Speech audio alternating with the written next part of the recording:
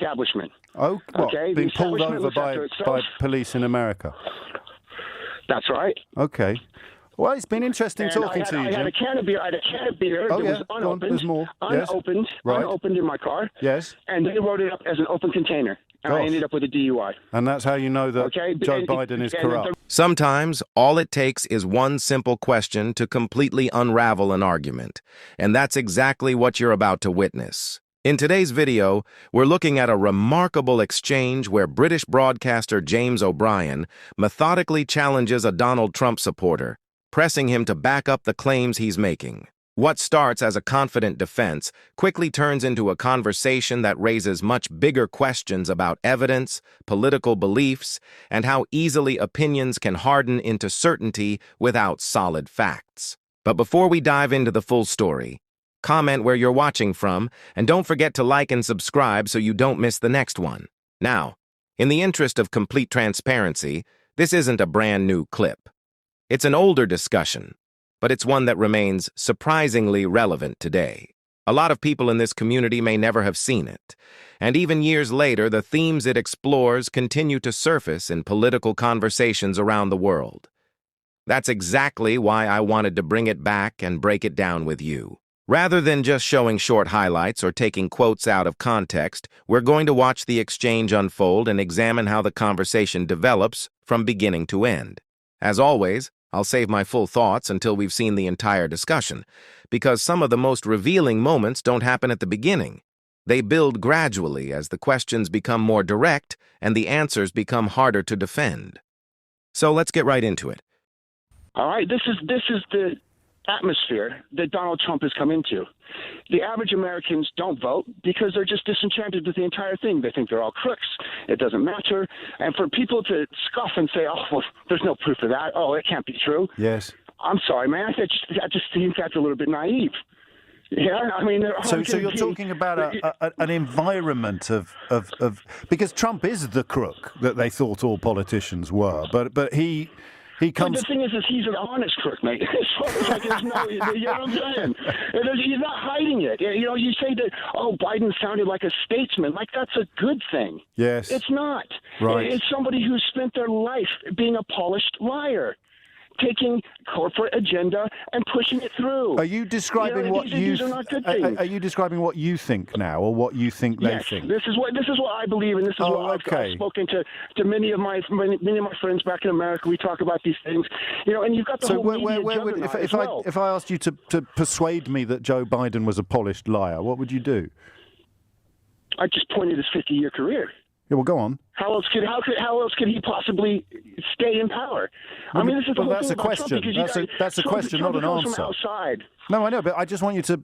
I'll be honest with you, man. I don't have any facts because I didn't know anything about Joe Biden before I heard his name as the elector. But you're absolutely certain that he spent half a century lying. If he's a politician, he's been in the job for that long, I don't see how he could avoid it. But you just said you'd never heard of him before last year. I don't need to hear. He was vice president. This is what I think an average American. Shouting louder doesn't make any more sense because he was vice president for 8 years. Right. Again, I'd never heard of him. Yeah.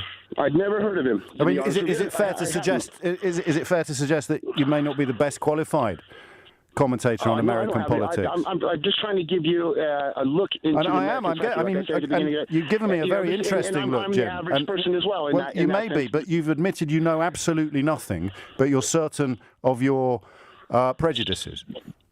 I'm certain that this is the way that it's going to be looked at by the people like Trump's followers. No, that's why I said to you, are you telling me what you think, or are you telling me what you think they think?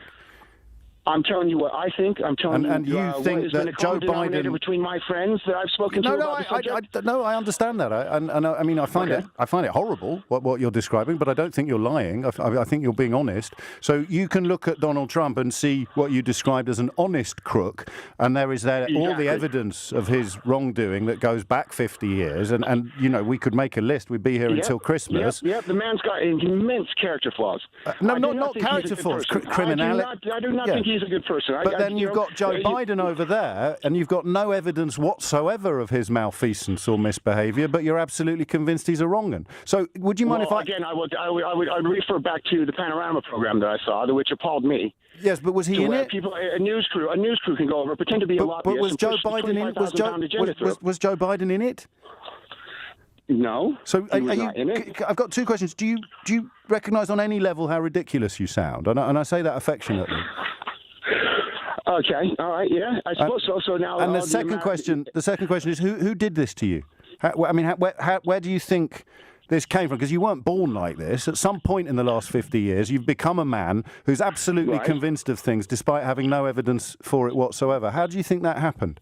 Because I have been pulled over, and I have had police in America rewrite the arrest report, and I have had basically lies told in court about me, and I have had trouble in America. And that's how you know that Joe Biden is not to be trusted. This is my personal experience with the establishment. Oh, being pulled over by police in America.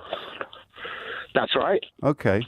Well, it's been interesting talking to you, Jim. I had a can of beer. That was unopened. There's more. Unopened in my car. Yes. And they wrote it up as an open container. And I ended up with a DUI. And that's how you know that Joe Biden is corrupt. Even though that exchange originally happened back in 2021, it's fascinating how conversations like this still spark debate years later. What stood out to me wasn't simply the disagreement. It was the contrast between the confidence of the claims and the lack of evidence offered to support some of them. One moment really summed it up. The caller openly acknowledged that Donald Trump had serious flaws and even described him as an honest crook.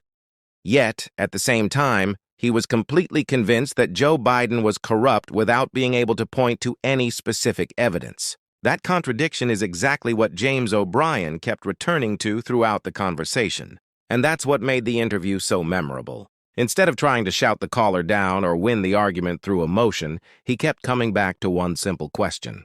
What's the evidence? As the discussion continued, that question became harder and harder to answer. Whether you agree with James O'Brien or not, this clip is a reminder of why evidence matters in political discussions. Strong opinions are one thing, but if they're going to stand up to scrutiny, they have to be backed by something more than assumptions or personal impressions. Now I want to hear from you.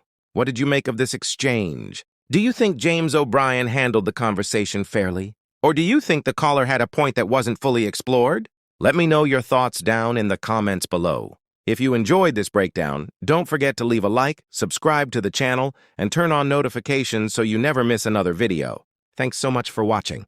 I'll see you in the next one.